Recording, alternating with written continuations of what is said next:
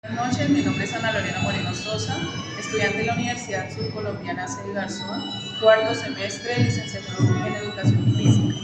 Hoy queremos, por medio de una entrevista, encontrar los objetivos para lo que tiene que ver con el currículum de la institución.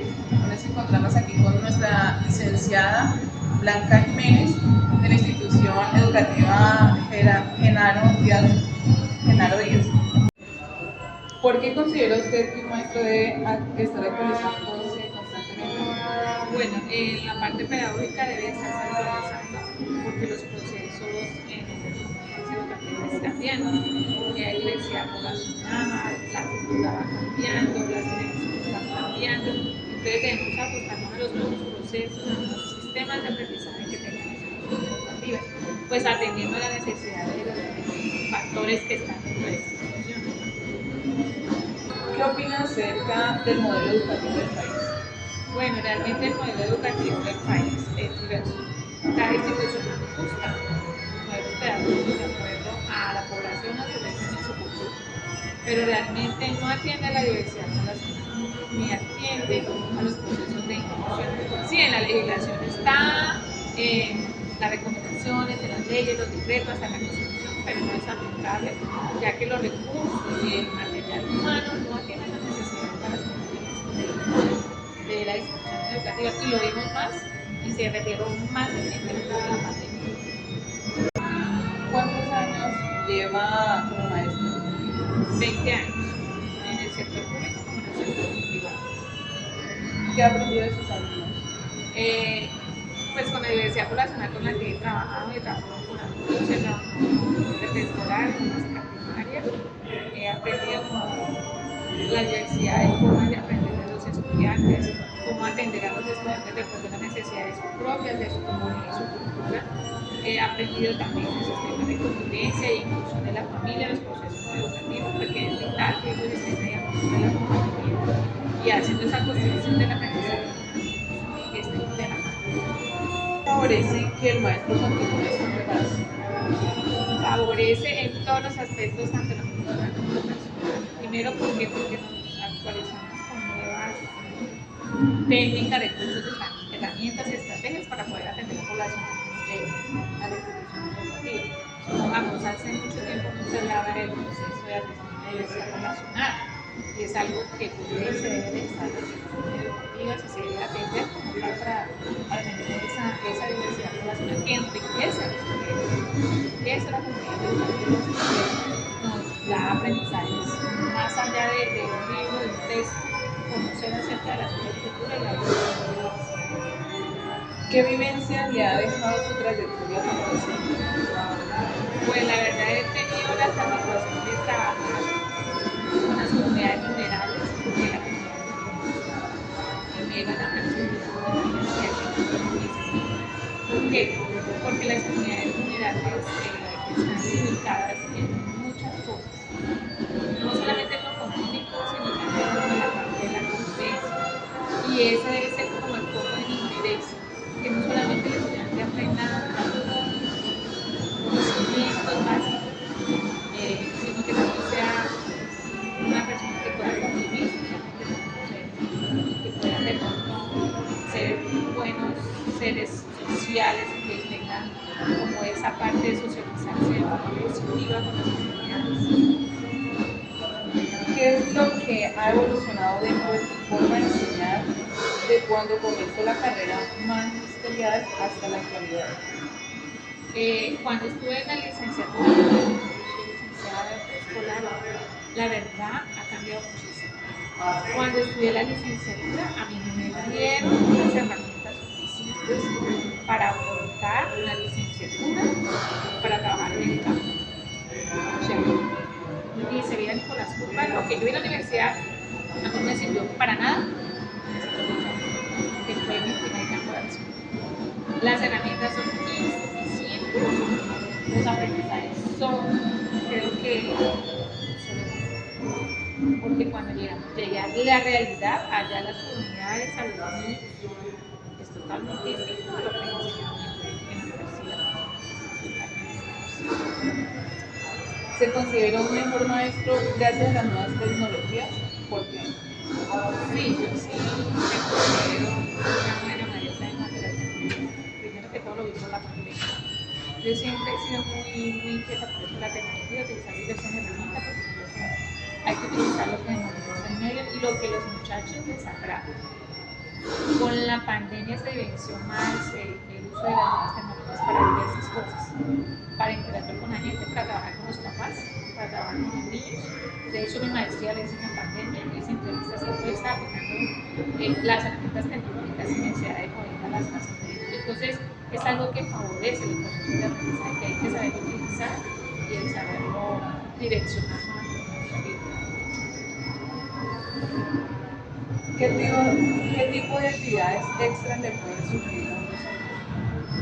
Primero que todo, conocer los espacios donde se puede ejercer.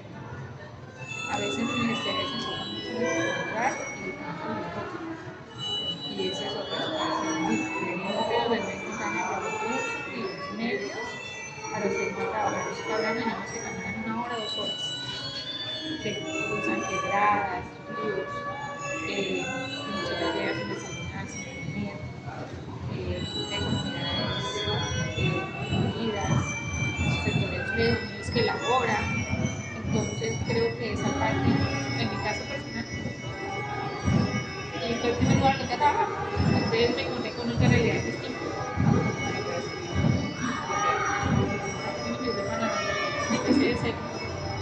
¿Cuáles son las características que considera que debe tener un aula para que los alumnos aprendan mejor? Las características debe ser un ambiente de aprendizaje, no debe ser una moda, debe ser un ambiente de aprendizaje, que los elementos y las herramientas que estén ahí sirven para el aprendizaje y la exploración y la experimentación. Desafortunadamente en este momento se ven a excepción de los alumnos de preescolar, yo soy licenciada en preescolar. Las herramientas que hay en el aula es para que los muchachos lo exploren, lo manipulen, a través de esa manipulación, exploración, encuentren nuevos conocimientos y reconceptualicen cosas que ya tienen codificadas en su cerebro. ¿Qué modelo pedagógico implementan en su institución? Estamos que no cambiamos, póngale 11. ¿Qué modelo pedagógico implementa en su institución? Bueno, la institución educativa tiene un enfoque en procesos humanistas, pero en este momento estamos en una reconstrucción de los procesos pedagógicos de la institución porque tenemos, no es de mentir que tenemos publicismo, tenemos pedagogía activa, también tenemos pedagogía tradicional, es como un complemento de varias herramientas tomadas que nos pueden servir para poblacionar la ¿Qué barreras tiene su institución para un aprendizaje significativo? ¿Qué barreras tiene su institución para un aprendizaje significativo? Pues las barreras encontradas primero es las instalaciones. Las instalaciones creo que no tienen necesidades propias. Los recursos son incipientes. Los recursos que nos llegan a la institución educativa son incipientes para utilizar diversas herramientas, diversas estrategias y diversos espacios que nos puedan aprender. En las escuelas de primaria, básica, primaria y preescolar es más evidente esa falencia del uso de recursos, tanto humanos como físicos, con material intangible o pedagógico para el aprendizaje. Entonces considero que ese es como una de las principales barreras, la parte económica. O sea, los recursos que nos llegan del Estado son muy incipientes y no tienen las necesidades propias de la población. ¿Tiene alguna estrategia propia funcional que considere cumplir con los aprendizajes esperados? Sí, yo considero que una de las estrategias que me ha funcionado es incluir a la familia en los procesos pedagógicos. Porque en el caso de los niños pequeños, los muchachos grandes, si la familia no sabe vincular el proceso de aprendizaje es muy difícil. Lo segundo, vincular a la comunidad. Toda la comunidad, las personas del barrio, las comunidades comunitarias, universidades, y que los aprendizajes sean inmersos al sector donde estemos ubicados, que no estén alejados de la realidad donde estamos. Ejemplo, en mi comunidad donde estamos hay mucha comunidad flotante, pertenecen a comunidades vulnerables de extrema pobreza. Entonces, los aprendizajes y las estrategias se deben estar ajustando a esas poblaciones, a esas comunidades donde están. En un municipio hay muchas instituciones pero todas las instituciones tienen diversas necesidades. Entonces, considero que los procesos pedagógicos deben ajustarse a la realidad de esos procesos educativos. No puede estar alejada porque si no, estaremos hablando de cosas temporales, cosas que no existen y que a la larga los muchachos no les importan. ¿Qué tipo de problemas se presentan entre los miembros de la escuela y de qué manera los enfrentan? En este momento es la convivencia, el entorno, los tipos de familia, de comunidad y las normas de convivencia son muy difíciles para imponer, desde los más pequeñitos que los más grandes. Entonces, y lo otro es la ausencia ya de los padres, ya con los muchachos de bachillerato. Ellos ya por sentado que ellos ya están grandes y que ellos ya se pueden manejar solos, entonces le restan relevancia a las cosas que ellos hacen. Entonces, eso es una convivencia en la participación entre las instituciones educativas. ¿Cómo caracteriza su desempeño en el aula? Bueno, yo considero, primero que todo, soy muy receptiva a la información que ellos traen. Me interesa conocer a los estudiantes, quiénes son, de dónde vienen, cómo vienen, qué tipo de familia tienen. Conociendo la realidad ya de los estudiantes, uno puede partir de ciertos procesos de aprendizaje con ellos. Ejemplo, si el señor es padre soltero, yo no puedo, o la mamá se le murió. Entonces, cuando vamos a la idea de la madre, obviamente eso que trabajarlo con diversidad, con diversas formas de vida y diversas formas de trabajar los sentimientos de los estudiantes. Entonces, básicamente, conocer la realidad, tener un diagnóstico de la comunidad y a partir de ahí entablar como los planes de aula, las estrategias de aprendizaje, las herramientas que se van a utilizar con ellos. ¿De qué manera motiva al alumno para que quiera aprender y encuentre significado al aprendizaje? Bueno, en los más pequeños considero que es la cercanía. Yo sé que es poco usual hacerlo, pero la cercanía con los estudiantes, darle confianza, tener como ese diálogo permanente con ellos. Yo que estoy en bachillerato en el nocturno, yo lo hago, yo me desarrollo a todos los muchachos, yo sé dónde viven, yo sé conozco a los papás de ellos. Ellos me han llamado, hablan conmigo, esto, lo otro, ellos también hablan conmigo. De esa cercanía y ese vínculo, se puede decir que es socioafectivo, permite que de pronto los estudiantes se abran, puedan aprender más, tengan una empatía con ellos, y una empatía con ellos, que creo que es una de las cosas principales. Si uno está bien, está en un lugar que le gusta, que está cómodo, creo que de ahí todo lo demás fluye por inercia. ¿Cómo es la convivencia con los compañeros docentes en su institución? Bueno, mi sede no es esta la principal, sino una sede que se llama Tepura. Somos poquitos, es muy buena, somos muy solidarios, porque pues carecemos de recursos económicos por todos lados, y la comunidad casi toda, por no decir toda, es de extrema pobreza. Entonces entre unos y otros nos ayudamos, con la misma familia nos ayudamos. Entonces es lo que yo le decía en la pregunta anterior, es la empatía, crear la empatía con las familias, con la comunidad educativa, con los profesores para que las cosas puedan articularse bien y puedan funcionar la sede como tal, ¿no? ¿Considera que la educación en Colombia tiene un buen nivel? ¿Por qué? No sé si cuando usted habla de nivel habla de La educación, ¿en cuánto es un nivel? Yo creo que la educación, a diferencia de lo que siempre nos es puesto en los foros y en las asambleas, no se basa en una prueba ICFES, no se debe basar en una prueba estandarizada. Creo que los aprendizajes son significativos dependiendo de lo que yo quiera, a donde yo quiera y que sea mi proyecto de vida. Si yo quiero ser un agricultor, para mí es más significativo una naturaleza. O la química o los productos agrícolas que voy a utilizar. Pero si yo quiero ser policía, a mí no me interesa la mierda. A mí me interesa la seguridad, la convivencia, las leyes y las normas.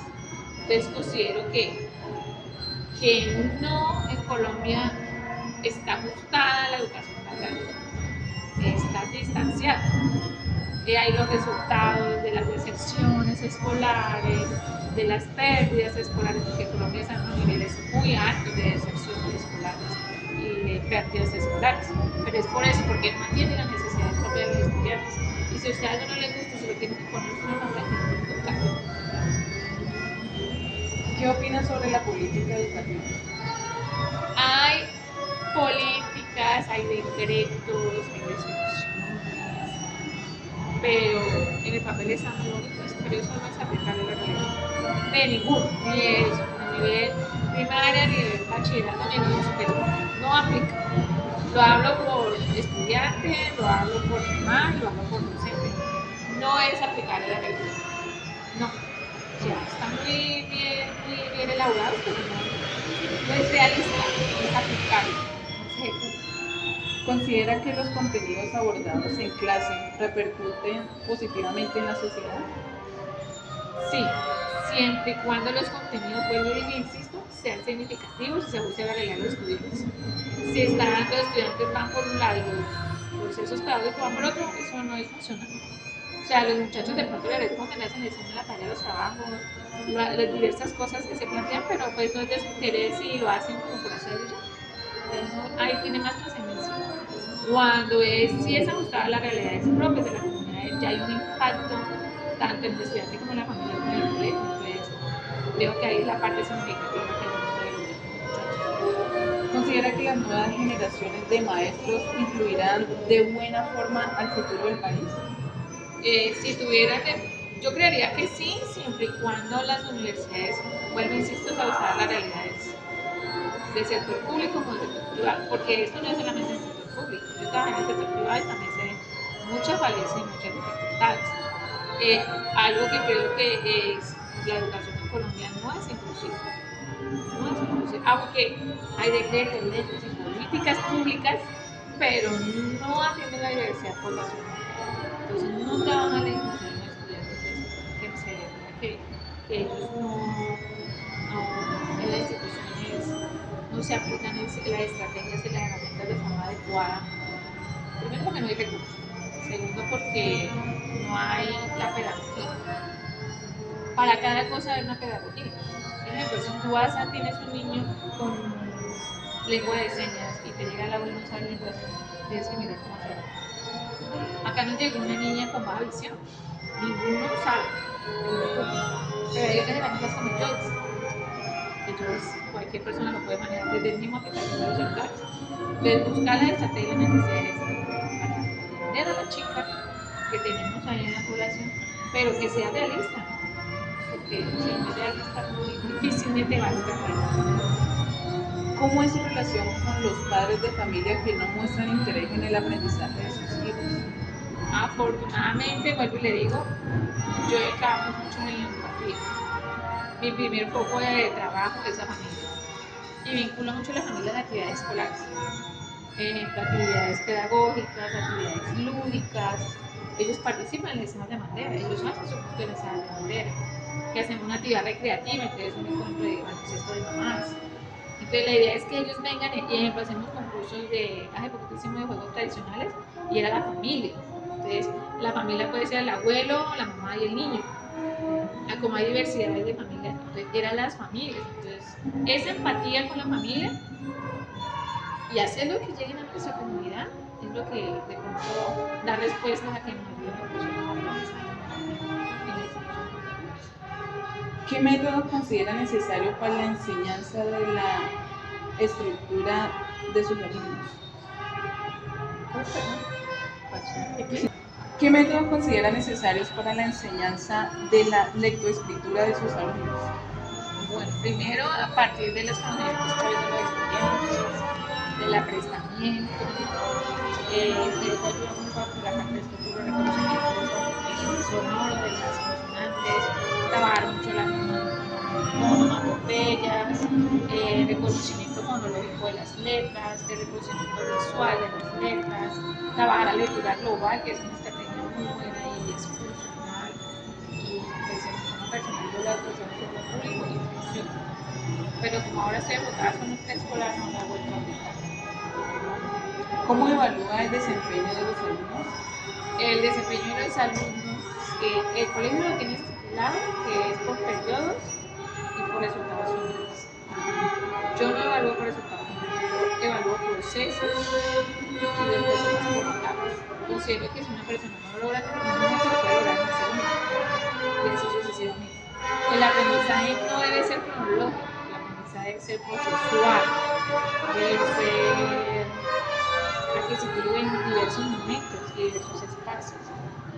En el caso personal, yo soy mala para eso de y en el momento propio que lo dieron, yo no lo aprendí, pero yo lo aprendí después. A la larga es aprender la herramienta que necesita uno para desarrollarla, sea tarde o temprano para aprenderlo, ¿no? ¿En qué se basa al hacer sus planeaciones? Primero, en las eventualidades que salen en el aula. Nos llegan los niños a la escuela con un poco de cosas y situaciones de la familia. Entonces, en base a eso, es lo que maneja la institución educativa, más los DBA que nos da la misma Secretaría de Educación. Y lo otro que tiene la Secretaría de Educación del Huila es que en la parte de la infancia y la adolescencia, y en el marketing de la infancia, a nosotros nos hacen muchas charlas, muchos foros y muchas asambleas virtuales que pues, gracias a la pandemia fue lo positivo, pienso yo. Podemos adquirir ese tipo de información tanto de personas del país como fuera del país. Entonces, eso nos ayuda mucho de pronto en los procesos dentro de las aulas para trabajar con los niños. ¿Qué elementos toman más en cuenta para realizar su planeación de estudio? Elementos, pues, vuelvo y lo digo, la realidad del aula, las necesidades propias de los estudiantes, de las familias.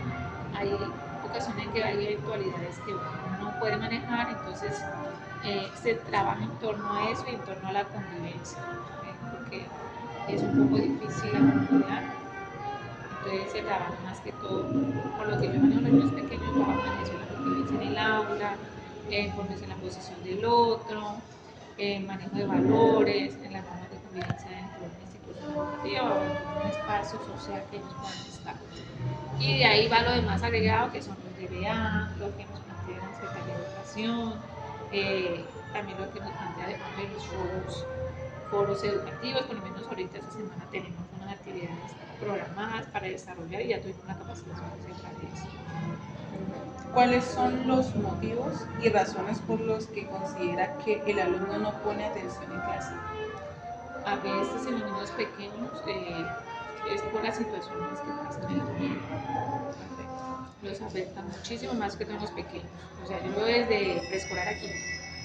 Eso afecta radicalmente los procesos de aprendizaje de los estudiantes. Si un niño está mal, como cualquier ser humano, no le va a prestar atención, va a estar con bajo ánimo, no va a querer participar, no tiene la misma disposición para estar dentro del aula. Entonces, pienso que esa es la primera. La segunda es si el estudiante tiene como vacíos en el aprendizaje, obviamente no va a crear una empatía con lo que se está dando porque pues no lo identifica, no lo reconoce. Entonces hay que también conocer qué tanto saben o qué tantos conocimientos tienen y a partir de eso pues uno sigue el proceso con ellos. ¿Cómo maneja las situaciones problemáticas con los padres de familia? Aquí hay un protocolo elaborado de la institución. Entonces, primero se hace trabajo con los niños cuando ya es muy reiterativo, se hace con los papás una reunión personalizada. Acá no se hace colectivización personalizada. Y en las reuniones de padres de familia generalmente se hacen unos videos muy cortos de 2-3 minutos, como enfatizando en ese proceso, generalmente los programas de convivencia. Entonces, si uno va a indagar, el problema es de familia, no es ni el niño, es la familia. Entonces, ahí después de eso se plantean los compromisos del observador. Si sigue el proceso, se hace un acta. Si sigue el proceso de vaca, se orientadora con el coordinador de la sede, se le hace un seguimiento. Si es algo muy complicado que se nos sale la mano, es que estar. La psicóloga no tiene que estar. Ese es el procedimiento. ¿Cuáles son los problemas más comunes que surgen en sus alumnos? La convivencia. La convivencia en los chicos. Porque los niños hacen en la escuela lo que los papás hacen con ellos en la casa. Entonces, ellos tienen una forma de descargarse en la escuela. Y muestran todo eso, ellos lo dicen, los prestan y cuentan. Y no lo resuelven. Pues generalmente se hacen compromisos verbales con ellos, trata uno de mediar entre, ¿verdad? Hacer como la reconciliación de pedir disculpas, llamar la atención verbal, uno a veces hace talleres, de pronto lleva un cuento relacionado con una problemática, cómo se puede resolver, o sea, se trata de trabajar en grupo y con todos los niños que le den una solución a cierto problema. En esos casos los niños lo que hacen es, se ven, aunque uno no nombre al niño, él se ve reflejado ahí, sus sentimientos se ven reflejados ahí, entonces generalmente uno logra un cambio. Puede ser que sea espontáneo, sea momentáneo o puede ser a largo plazo. ¿Considera que la institución educativa en la que trabaja es un espacio que logra fomentar valores en los alumnos? ¿Por qué? En la primaria, yo hablo por la primaria. En la primaria sí, sí porque somos muy fraternales al diferencia del bachillerato. Porque está solo el docente con todo el salón, todas las salas. Entonces estamos siempre ahí, uno conoce al papá, conoce a la mamá, conoce quién lo recoge, quién no lo recoge, qué le gusta comer, qué no le gusta comer.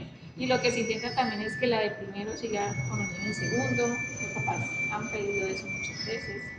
Entonces, porque como ya los conocen, ya saben quiénes son, de dónde vienen, las dificultades, el tipo de núcleo familiar, entonces ese pensaría que es como el factor positivo para tener. ¿Qué estrategia utiliza con un niño de capacidades diferentes? Las estrategias del código tienen un protocolo. Yo estoy liderando casi con cada proyecto de innovación. Tenemos niños con diversidad nacional. Entonces, primero que todas las estrategias es trabajar la pedagogía con los padres de familia. Trabajar la pedagogía con la familia, sea padres de familia, de otros niños, sea padre docentes, la campo administrativa, que está en institución. Entonces, las estrategias también si son físicas, pues niños con necesidades educativas especiales. Entonces, mirar las estrategias y los métodos para ayudarles a estudiar. En el caso de nosotros que tenemos una chica, nosotros manejamos ese Joyce con ella, porque la realidad es que ninguno maneja braille, solamente ella. Ella toma sus apuntes, sus cosas en braille, pero con nosotros ella maneja entero. Estábamos eso, nosotros también tenemos el Joyce en el celular. Lo mismo los profesores de diurno, tratan de darle herramientas a los niños, a la familia, se hacen reuniones muy continuas para llevar los procesos de ellos. Estamos ahorita liderando unos cambios en la estructura de los boletines, también trabajar con los chicos de comunidades que ven de comunidades étnicas, comunidades afro, tenemos la población inmigrante de venezolanos, tenemos ecuatorianos, entonces chicos con población flotante que también están un mes aquí, otro mes allá. Entonces todo eso se intenta como en la medida de lo posible, porque ¿verdad? Es totalmente difícil mirar cómo ajustar las estrategias, los procesos pedagógicos para estos chicos. Cuando surge un problema entre sus alumnos, ¿qué medida toma para solucionarlo?